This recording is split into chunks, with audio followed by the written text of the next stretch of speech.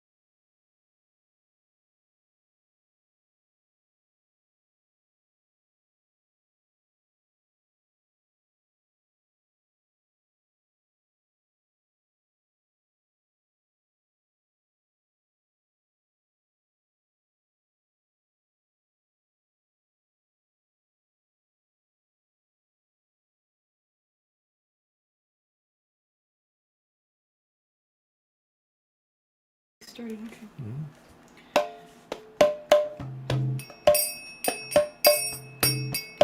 Hare Krishna, Krishna Krishna, Hare Hare, Hare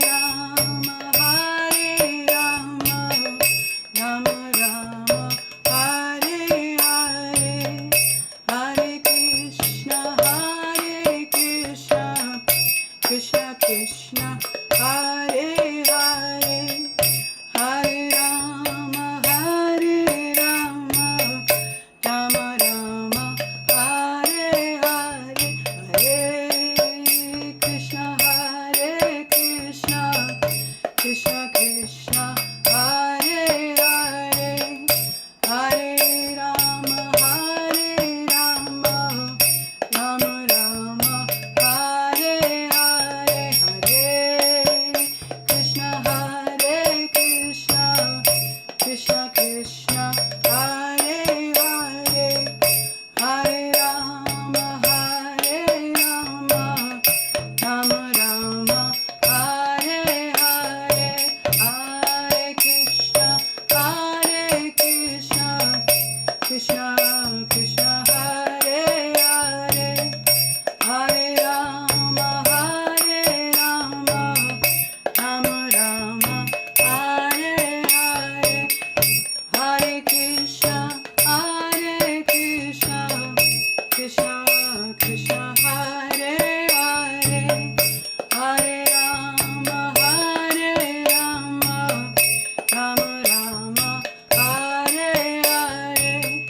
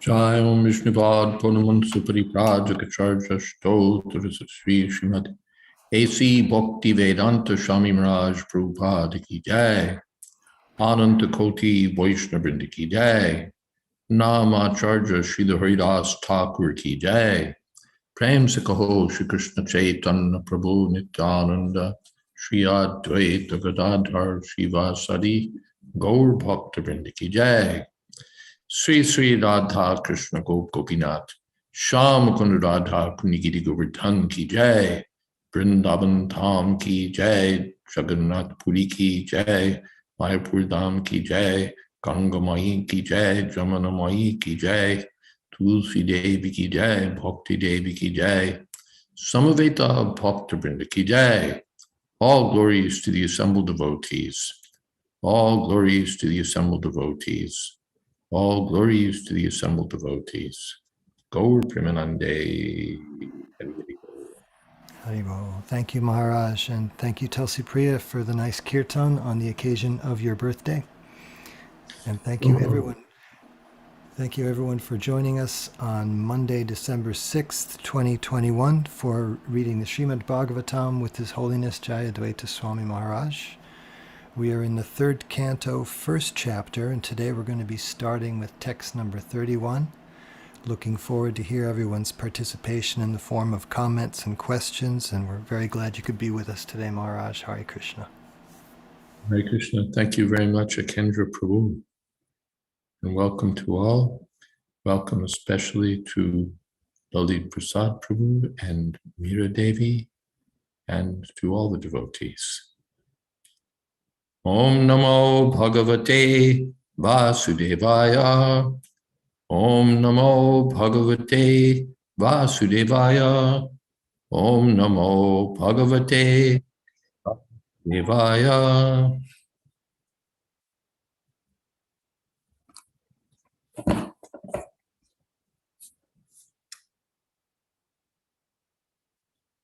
Yatam Vrajam Pad. Let's see. Am I right? No.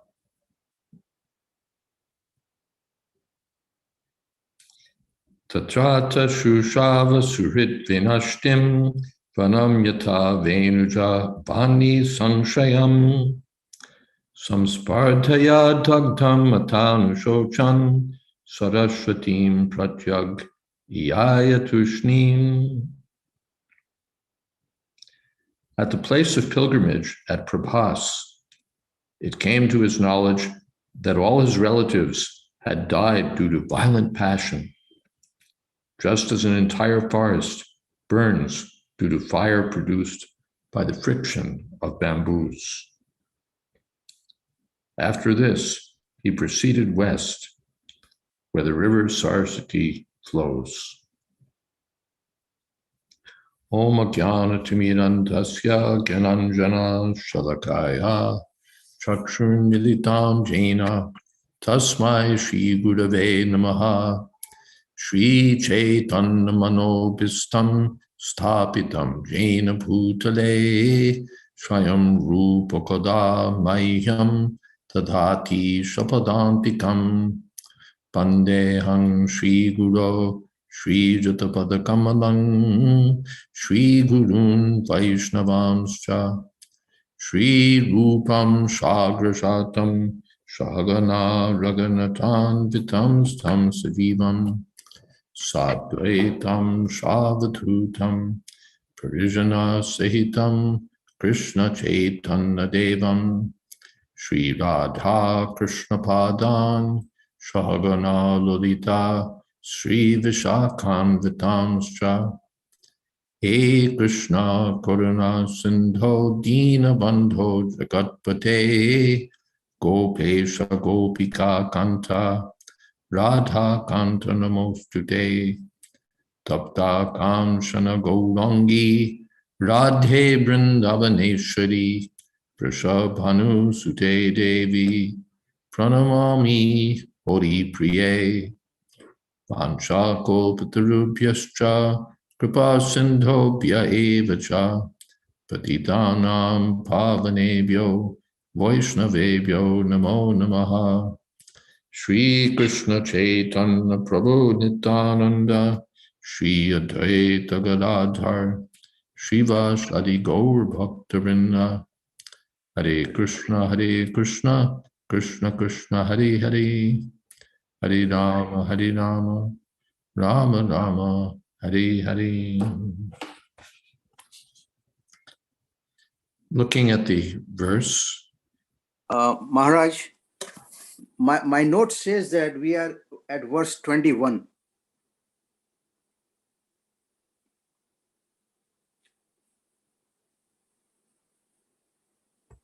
Yes, that's right.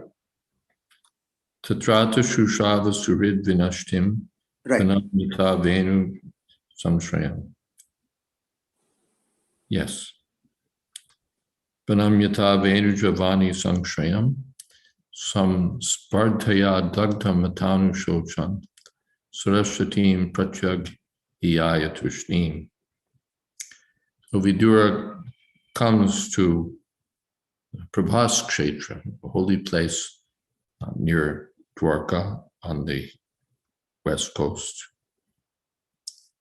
And he finds that all of his kinsmen, Suhrit, have died. Venu Javani, Venu means bamboo. Venu Javani, a fire produced from bamboos.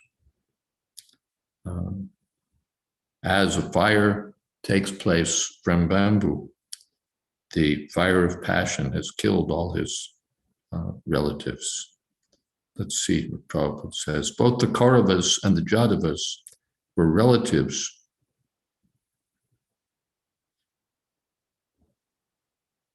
of Vidura, and Vidura heard of their extinction due to fratricidal war.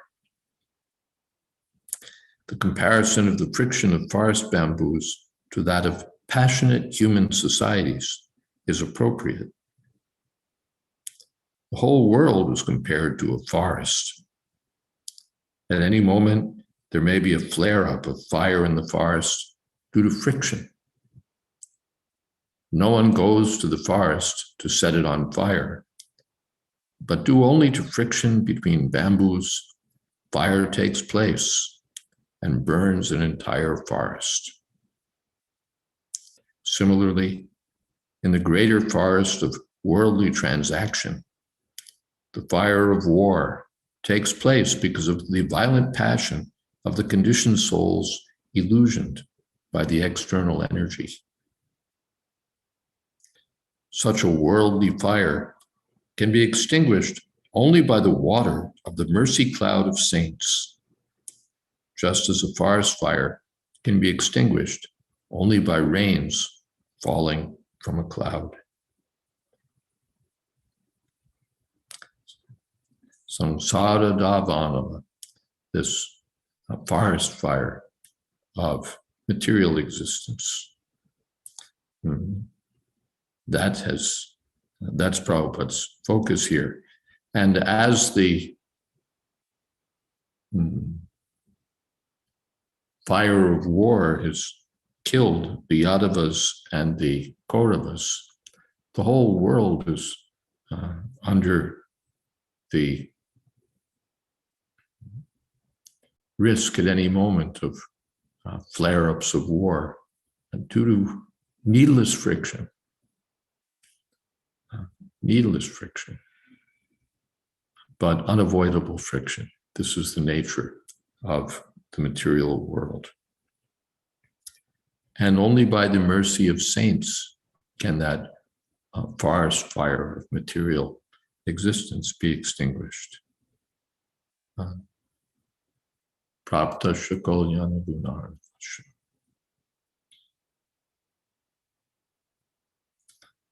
It's notable also, there's a word here,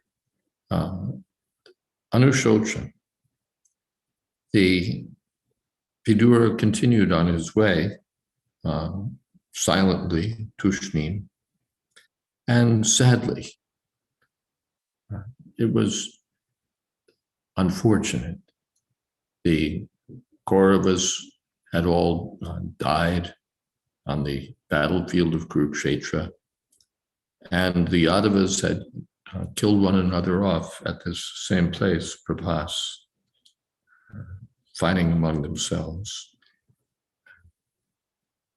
So, knowing all of this, Vidura sadly continued on his way. Any comments or questions?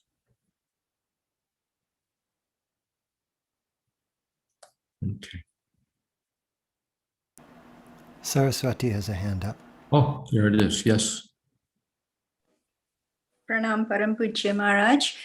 Maharaj, in the Mahabharata, the televised version, they said that it was Mother Gandharvi that cursed Krishna. She asked him, could you have prevented this war, the destruction, and the fact all of her children died? And Lord Krishna said, yes, he could have, but it was necessary. So in the televised version, she cursed him and said, just as I'm experiencing the pain and the entire destruction of my dynasty, so shall the Yadu dynasty will also be involved in a fight and a war amongst themselves and die in that manner. So is that true, Maharaj, what they said in the televised version? Well, you know, Saraswati, I get most of my Mahabharata lore from the same place you get yours from. So I don't really know. I always take it provisionally because unless I've read it in a reliable source, I take it provisionally because sometimes things do get added or bent out of shape. But so I don't really know if there are any Mahabharata experts, firsthand Mahabharata experts, they could fill us in. But certainly it's true, Krishna could have prevented everything, but it was, as you say, it was necessary. That was part of Krishna's plan, that as a thorn takes out another thorn, you use a thorn to take a thorn out. So Krishna let the unnecessary military strength of the world fight it out among themselves and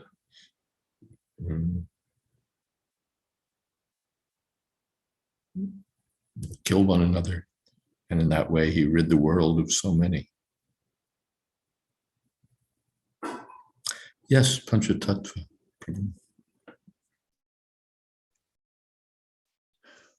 Maharaj, I sometimes think about this in rather, well, most of the time I think about things in simplistic terms, but when you see how many thorns are being pulled by other thorns today, and so much suffering going on, I can't help but think the Yuga Dharma is going on, at least in some form or another. Why is all of this suffering going on simultaneously? But then I think, well, a lot of devotees are quarreling among themselves.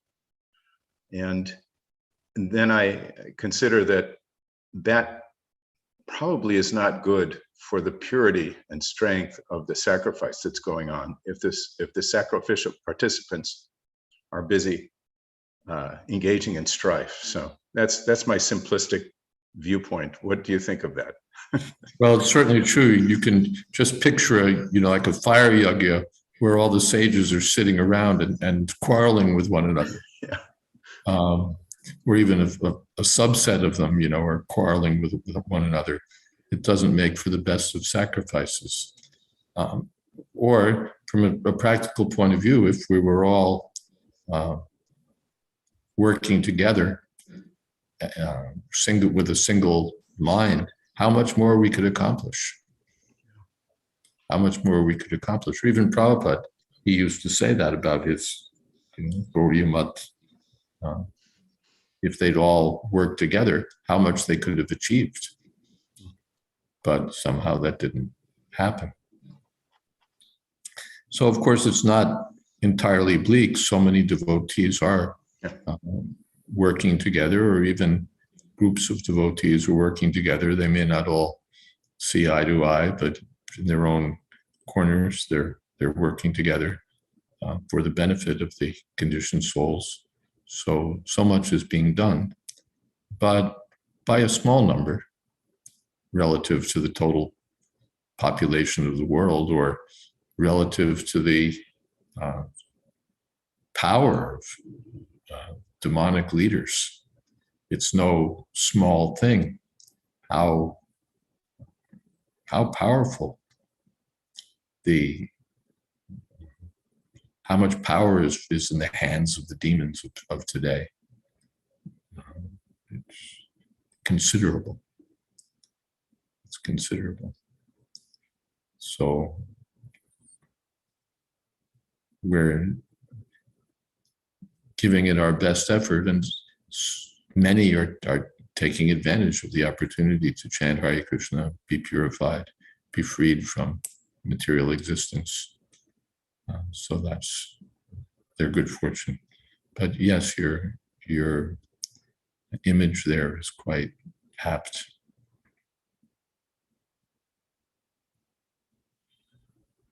And also that if there's passionate friction, even among devotees, then they just you waste their energy exchanging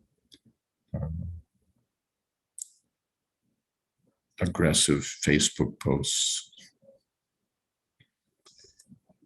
Kendra says, so even though friction in the material world is unavoidable, it can in fact be avoided if we remain under the shelter of great souls.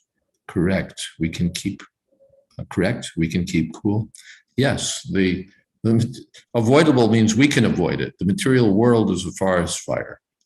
And practically speaking, we can't turn it into a place of peace and amity and so on. Although sometimes Srila Prabhupada does speak in those terms, that if the world wants peace and amity, if we want one world under one flag, then we have to become Krishna conscious. Maybe such things can take place for some time. But otherwise, at least the devotees can take shelter of Krishna and get free from material existence. They can get relief. The rain of Krishna's mercy delivered by the great saints can deliver the devotees, and they can go back to Godhead. But anyone who, anyone who takes part will benefit. Anything else to add?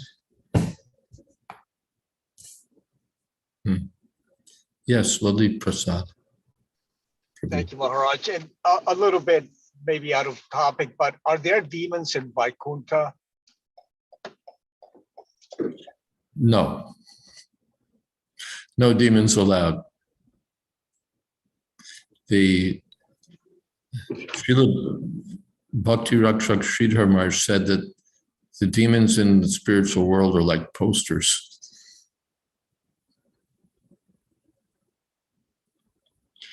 There's some rumors of demons, but there are no demons in the spiritual world.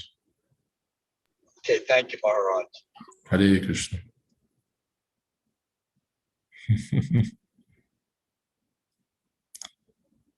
What would they do there? The spiritual world is reserved for those who are agreeable to the purpose of the Lord, for those who wish to engage wholeheartedly in the service of the Lord.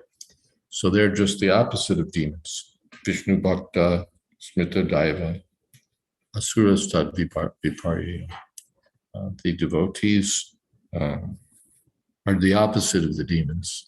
So the spiritual world is for the devotees, and the material world is for the demons, or at least the demons and the godly people, both. But the godly people have to become perfect in Krishna consciousness. Then they can also be elevated to the spiritual world. The demons, if they're fortunate, they can be killed by Krishna. then they go to the spiritual world, but then they're no longer demons, purified. Anything else? Yes, Satina? Hare Krishna Maharaj, Dandavat Pranams. I just want to check on that point when we say that all of Krishna's Leelas and happening in the material world, it's not that they're a reflection then of the Leelas in the spiritual world. Not when we say the material world is a reflection of the spiritual world, it's not of his Leelas. Such Leelas of killing demons and even of Bhagavad Gita and all of those are very specific just to the material world, and it's happening in multiple material universes, correct? Correct. In the spiritual world, so many happy pastimes are going on, and some of those are also seen here. But here there are extra attractions. Krishna gets to fight with the demons here, and there are special activities, just like growing up in the spiritual world. Krishna is eternally young, but the babyhood pastimes and other activities of that nature are performed in the material world. So the Goswamis comment that there's a special sweetness found in Krishna's Bhoma Leela, his pastimes on earth, that are not even found in the spiritual world. Thank you so much. Shall we move on? Prabeen has something in the chat Prabeen. box, Maharaj. Devotees who want to be peaceful might also get burnt, since they are also staying in this forest fire, the material world. Yes, no. Devotees who want to be peaceful. Of course, devotees, Prabhupada one time, disparaged. He said, peace. What is this peace? We just want to serve. So that's one thing, that we want to serve, and whether there's some friction or whatever there may be, our business is to serve Krishna. Our business is to serve Krishna. If the devotees get burnt, that's superficial. The devotees are always protected by Krishna, and even if it seems that they're somehow getting burnt, they're on the transcendental platform where Krishna protects them. Tulsi Priya. Hi, Krishna Maharaj, please accept my obeisances. What you just said about Prabhupada scoffing at peace, it reminded me of something I wanted to share in a previous, maybe it's Tagosti. There's a quote from Srila Sridhar Maharaj, where some devotee is saying, oh, I'm hoping, I was hoping everyone would join together in unity and harmony and love. And Maharaj says, fighting is life. He says the opposition party exists to enhance the main party. And he says this conflict and whatever is what keeps Leela from getting stale. He was referring specifically to, competition between gopis and little conflicts between pure devotees, but he was saying, don't be attached. He says, accept the world as it is. Don't wish for another world, deal with the world as it is. I always really admired that quote. And I share it about once a year with people. Nice. Yeah, conflict is part of life. And it's also a fact that devotees are glorified by conflict. The Pandavas are glorified by the conflict with the Kauravas. Panchatattva says, I've been reading about all the friction and resistance Prabhupada had to deal with to establish the ISKCON Juhu temple. It appeared to me that Giriraj's account shows that Prabhupada was at times very absorbed in and even enlivened by the struggle. Yes, at the end he said it was a good fight. So Prabhupada had that. You see in Prabhupada's writing a lot of sort of military terminology that yes, it's a fight. The demons are And the glories of the devotees come out when there's opposition, when there's competition, when there's a challenge. Tina. Thank you, Maharaj. I've been letting this marinate a bit, and I'd love to hear your thoughts. And this conversation very much emphasizes that that pure devotees, it's not that you never, sorry, so I think when many times, at least in the devotee community, there's this lofty goal or this image that a pure devotee means they're always peaceful. Again, we know in Bhagavad Gita, equal in dualities and distress and happiness and all of that. But you see the Pandavas, they had a Kshatriya nature. I mean, Bhima is like saying he's going to rip the heart out and drink the blood and smash the thigh. I mean, they have anger and this almost like having a vengeful nature in one sense, right? It's not that like forgiveness, we're always like forgive, but in one sense you're saying that's for the Brahmanas, that's a key quality. But the Kshatriyas, like the Pandavas are pure devotees, but they still had this nature of kind of like anger, kind of taking revenge, seeking justice through killing. And I would say today we very much almost say we shun against that, saying they, pure devotees are all forgiving, all of that. But we see there are pure devotees. In my mind, it means surrender to Krishna and you don't deny your nature, and your nature can consist of a little more anger and competition and killings. And I hope I haven't fully processed it, but am I making sense? Yeah. Hanuman also, out of anger, he burnt Lanka. And that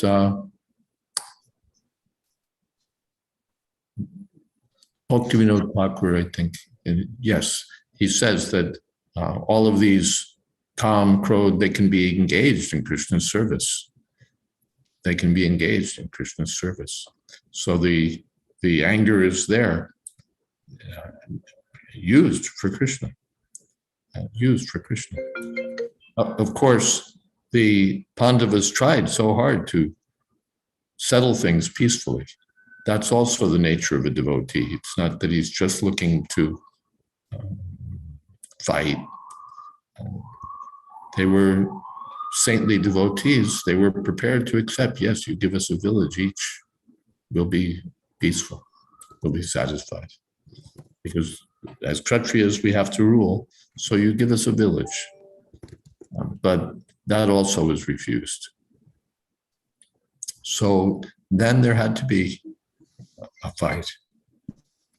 Then there has to be a fight. So this fighting, yes, is also in the, and we're always fighting with the Mayavadis. So the fight is there. But what is that? Krodhat bhavati sammoha. By anger, one becomes bewildered. But the Krishna conscious person remembers Krishna. And so he remains asamudho samartyeshu, unbewildered amidst everything.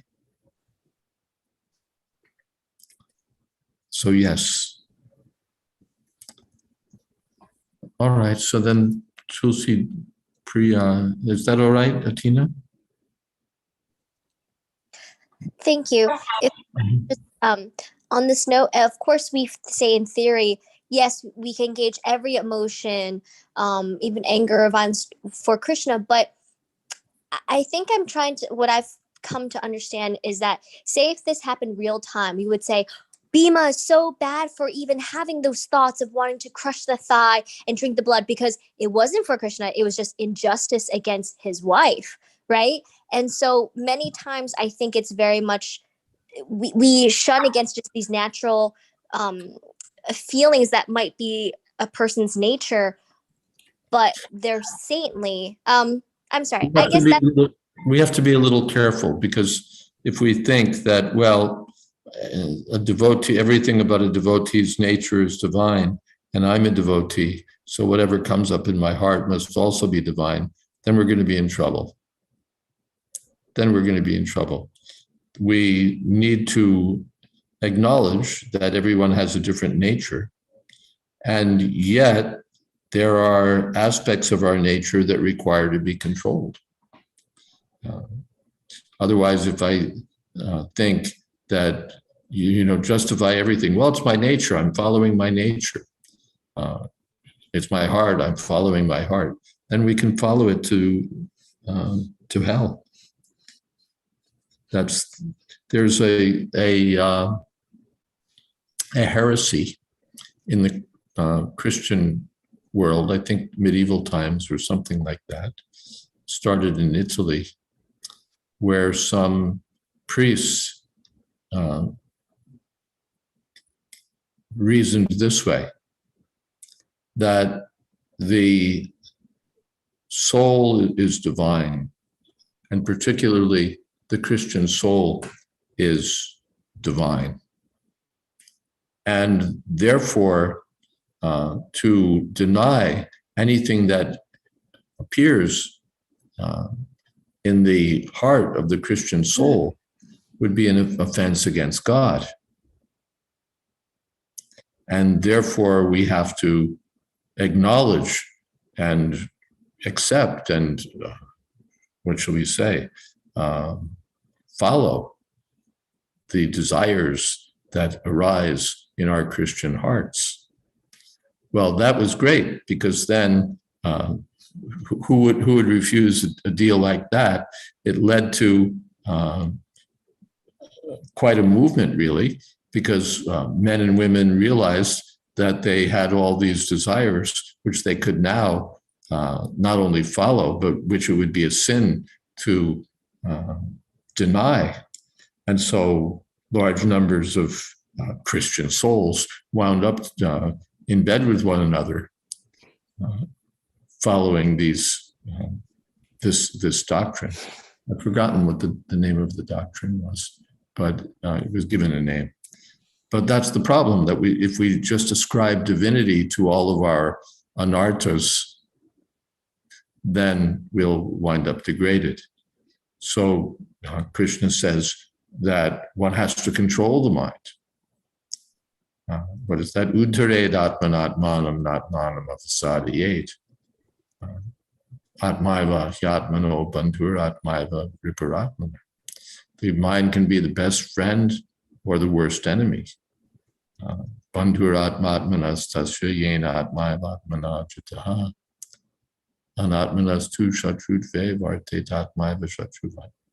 Controlled mind is the best friend, but if our mind is uncontrolled, we live with our worst enemies. So both things are there. It's true.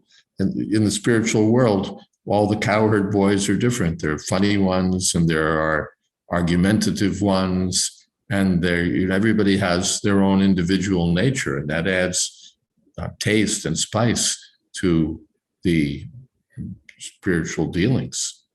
Not that or among the gopis, some are very submissive, some are fiery and quarrelsome. So everyone's nature, even on the spiritual, purely spiritual platform, is a little different. Everyone's individual. And even in this material world, our acquired natures are different, according to the bodies we received, according to the, like Draupadi and Kunti,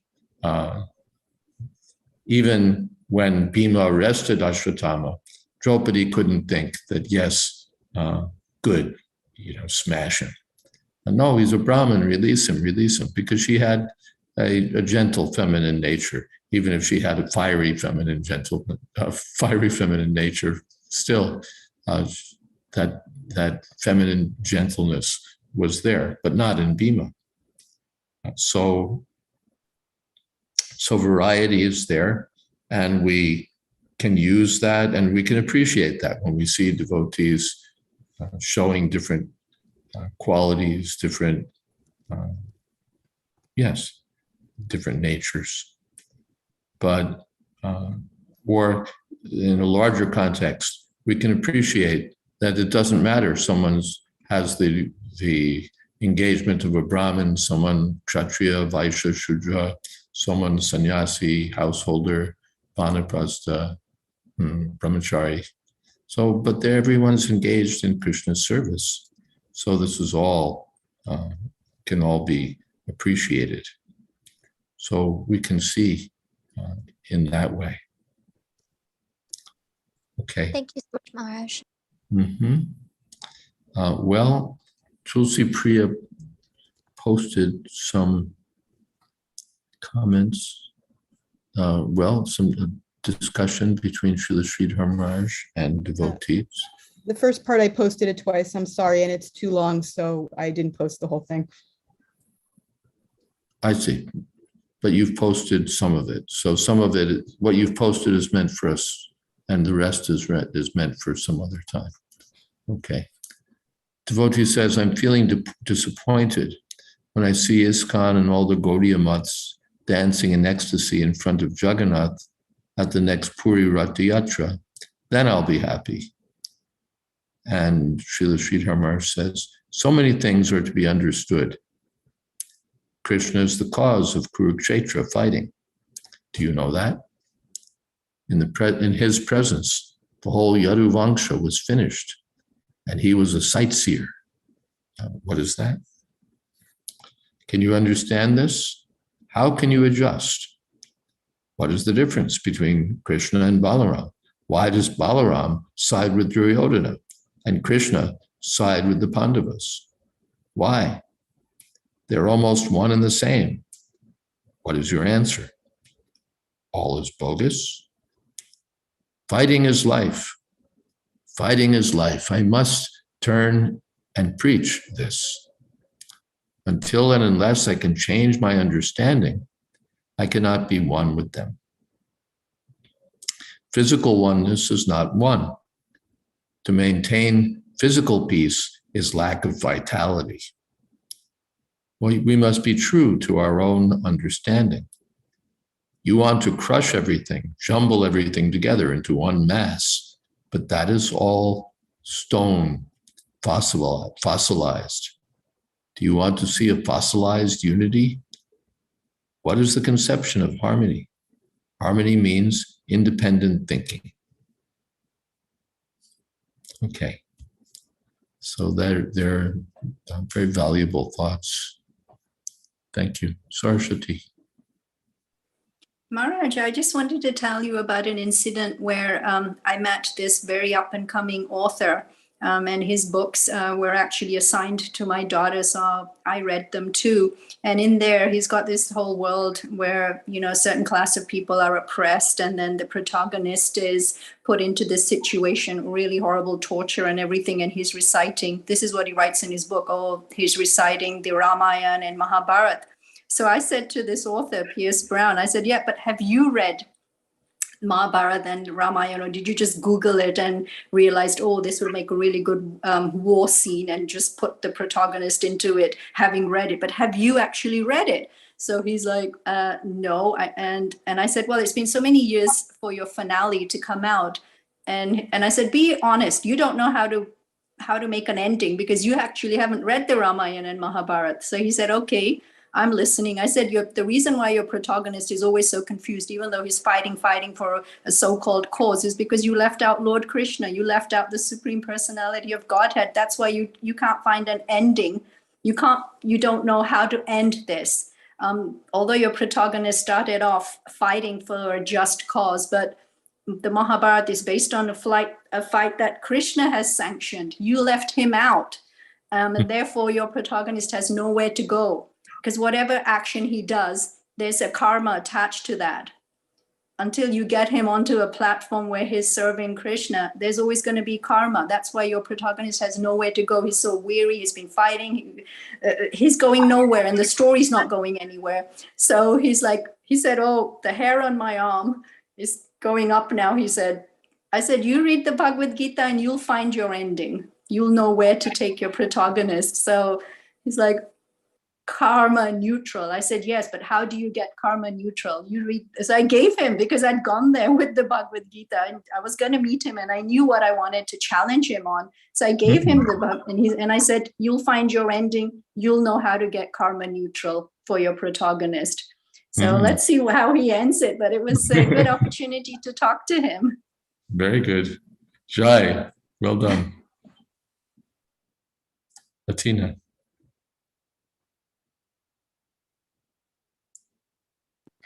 Hare Krishna. Yes. Thank you so much, Saraswati Mataji, for that. I don't want to take it completely to a different direction, but you talked a lot about karma less, and tying it to some conversations that I've been that I've recently had or heard. I'm not saying they're debates, but so for example, in some of the Abrahamic religions, they believe that God will never come down as himself. And if we think about Jyotith astrology, Jyotith is a science, and you can say when a person comes at a particular time and place, that means you've shown up on this earth, there's a snapshot of the sky. The sky will never be empty. There'll always be planets. And so therefore, when someone is reading a chart, what is that? It's a snapshot of their karma. And so this argument that God would never come down because he's karma-less, and even all the devotees, you would maybe argue Prahlad, Arjuna, Draupadi, all of them are karma-less, yet they were born into this earth and at a particular time and place. And you hear certain astrologers say, oh, well, all the great saints, like even Chaitanya Mahaprabhu, all of them, all these planets were exalted, and even Krishna was born at midnight, and he had all these people, these demons after him. So it seemed to line up. The chart of quote unquote their karma seemed to line up.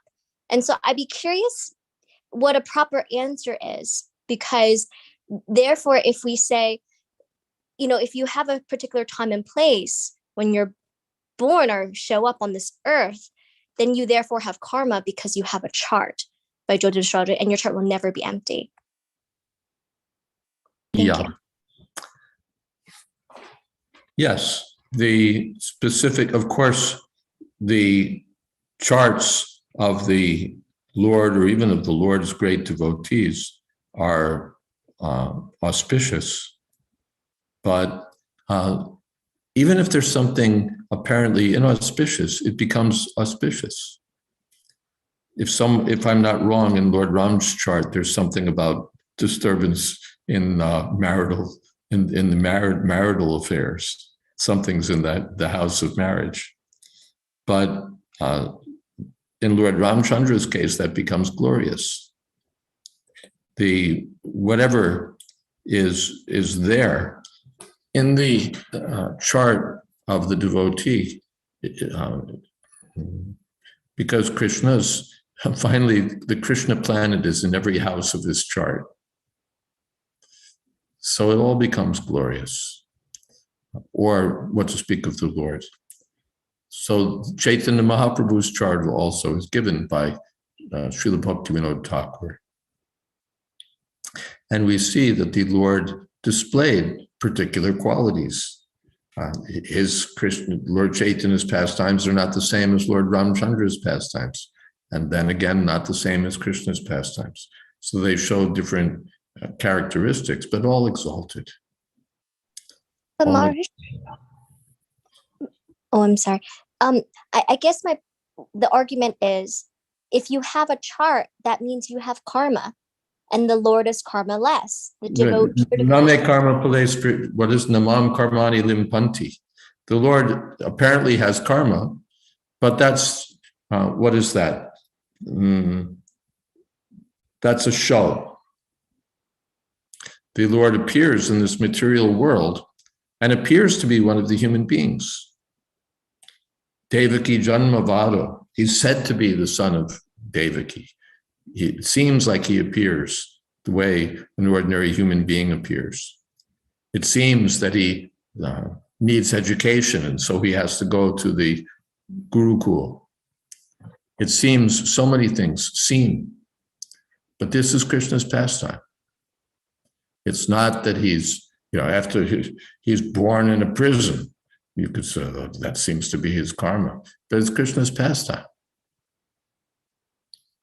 What appeared that whole idea is there in Bhagavad Gita, that avajananti mam murta manushim tanamash. I appear to be a human being, and so the demons, the fools, they think that yes, Krishna's like us.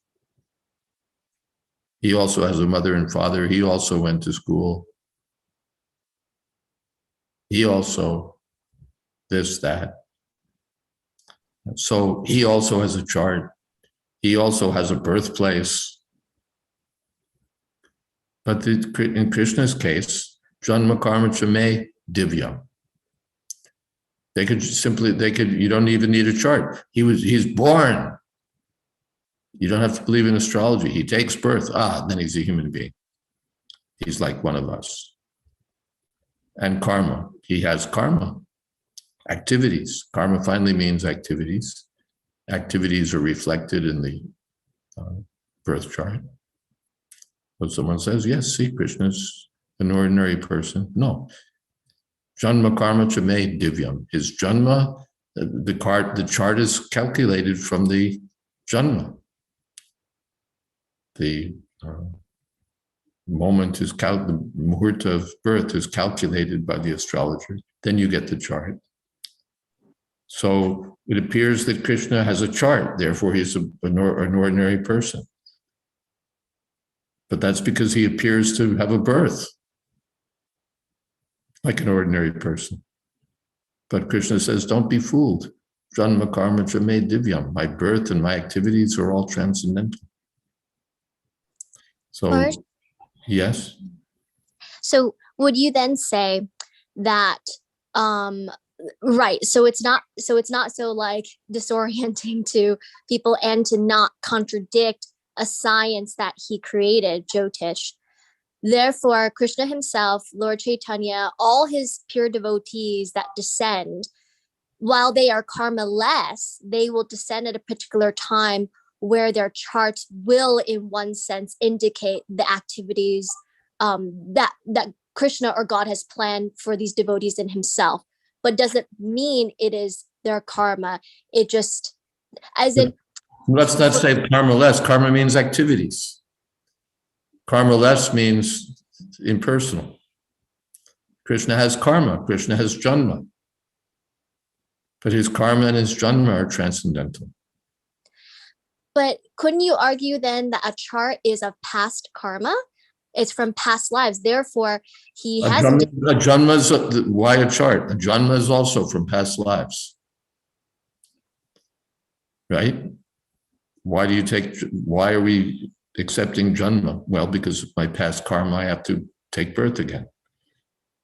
So it appears that Krishna has a janma, therefore he's like one of us. But Krishna says, no, my janma is self-chosen. My janma is transcendental. My karma is also transcendental. It's not that Krishna has no activities. So his activities are there, but they're transcendental. So all of these pure devotees, actually, so the answer is that they're not karma-less. They do have karma because karma means activities. But in that sense of karma, yes. But their karma or their chart isn't due to, well, I'm sorry, I don't know what Jamna is, but it's not due to past lives bondage. It's transcendental and orchestrated by the Lord. Even if we think that the karma is because of the previous birth, it becomes used in Krishna's service. It becomes transcendental. And what is Jamna? Janma means birth. Janma.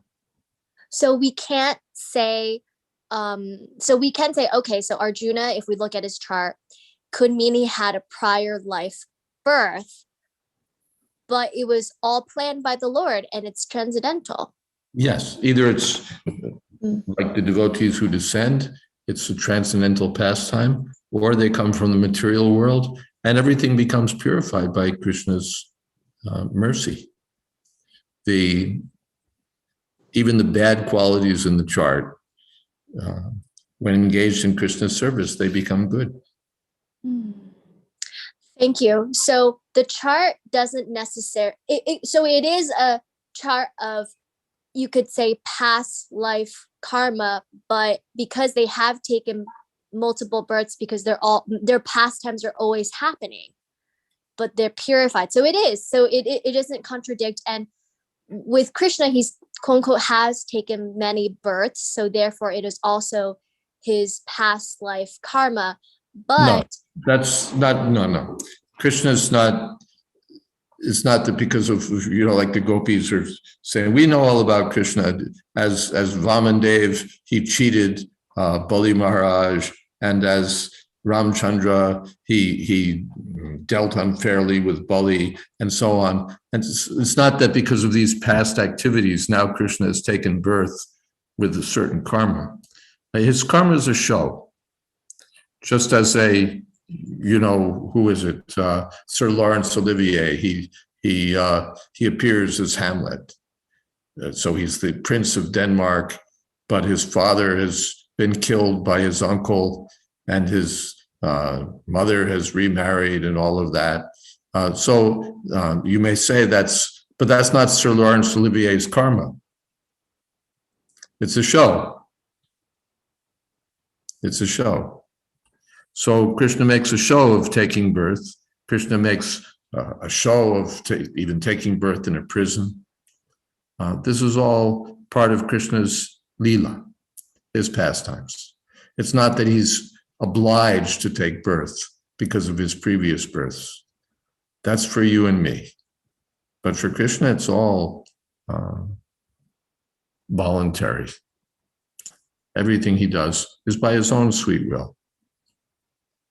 thank you. And we will, I guess then we could apply that to the pure devotees, that they're descending for his Leelas. And while they have passed, Both ways. There are those who descend, pure devotees who descend, and they appear to have, there's an arrangement for them to take birth in a certain circumstance, and there are those who are recruited from the material world. So they have their past, but it all becomes glorious by touch with Krishna. By touch with Krishna, your whole birth. What is that? Someone's praying in Srimad Bhagavatam, Akrura, I think. Today my birth has been successful. My human birth has become successful because you've come to my house. So our birth may be low, our birth may be miserable, our birth may be inauspicious in so many ways. Sri Krishna Sharanam Mama, Sri Krishna Sharanam.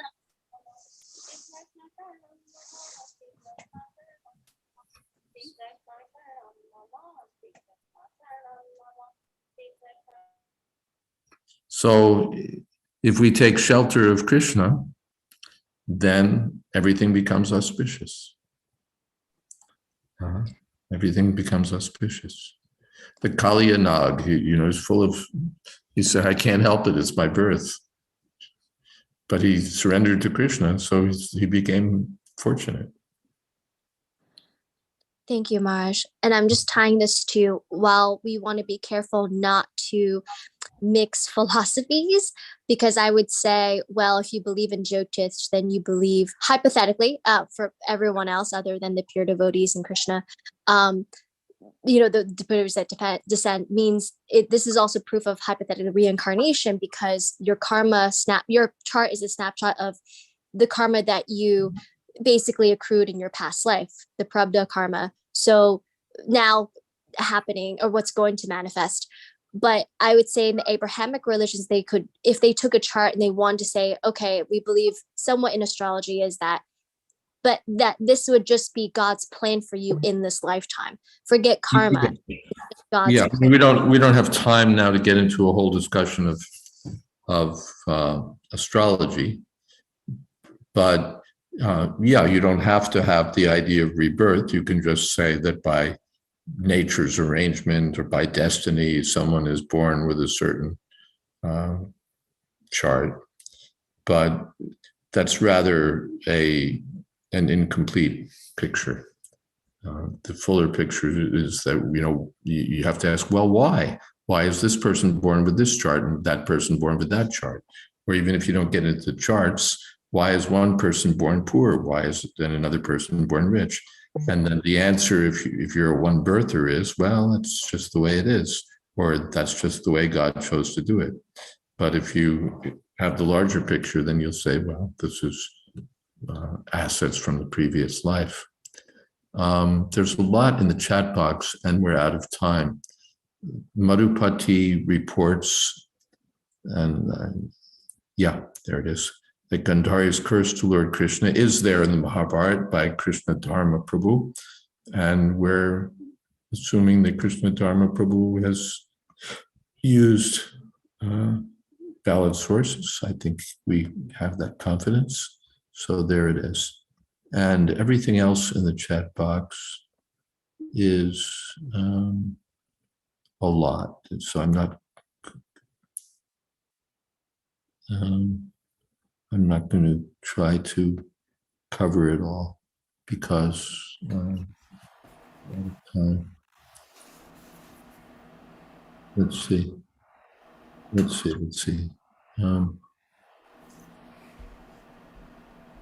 let's see how much we can see.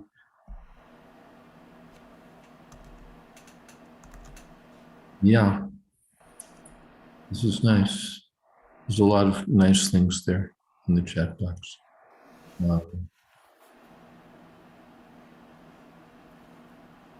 Karma, Krishna's not born, not bound to the reactions of his activities.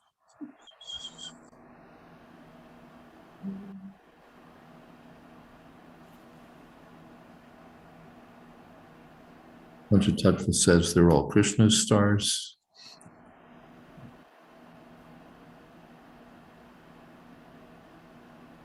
Krishna wanted to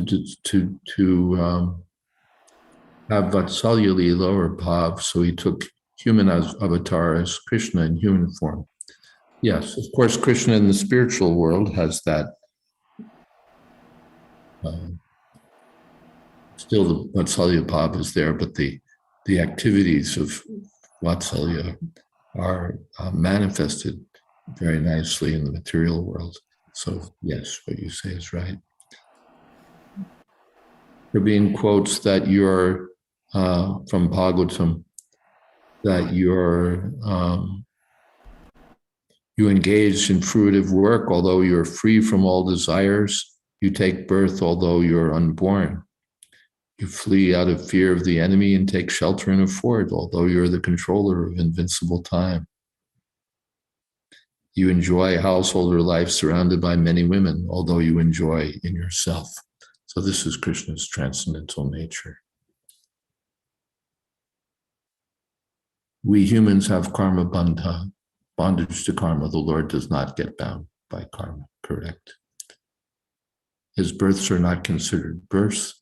They're avatars as part of Avatar Leela. Yes, correct.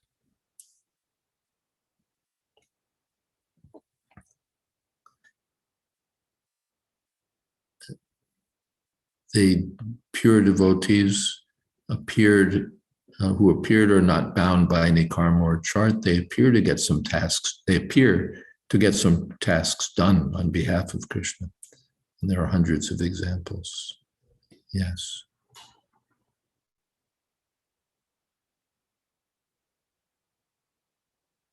And Bhagavatam 1.8.19, you appear just like an actor. You're invisible to the foolish observer, exactly as an actor dressed as a player is not recognized. So you're the eternal, irreproachable factor covered by the curtain of Yogamaya. All right, so we're going to end here because we're already over time. Even though there's still some hands showing, if there's something you'd like to carry over to the next session, feel free. Otherwise, well, thank you all very much. Hare Krishna, all glories to Srila Prabhupada. Jai Maharaj. Just so everyone knows, I've saved everything that was in the chat box. It was a very, very active chat box. So in case we want to look at some of those things next time in more depth, we can. Thank you so much. Yes, and they're very good topics. And Tina, you have to ask your questions, no later than halfway through. I'm sorry. My questions take about like 30 minutes. I'm sorry about that. Thank you. That's quite all right. Thank you. Hare Krishna. Thank you, Maharaj. Hare Krishna. Thank you, Maharaj. Thank Thank you. you, Maharaj. Thank you, Maharaj. Hare Krishna. Thank you Thank so you, much. Guru Maharaj. Hare Krishna. Hare Krishna. Jai Hare Krishna. Bol. Thank you so much. Hare Krishna. Hare Krishna. Thank you, sir. Hare Krishna. Hare Krishna. Jai. So again, thanks everyone for joining us tonight. And please join us again on Wednesday at 8 o'clock. We'll be going on and maybe looking at some of these things that were in the chat box. Srimad Bhagavatam ki jai, Srila Prabhupada ki jai, Jayadvaita Maharaj ki jai. Samaveta Bhakta Vrinda ki jai. Gaur Premanande. Hare Krishna.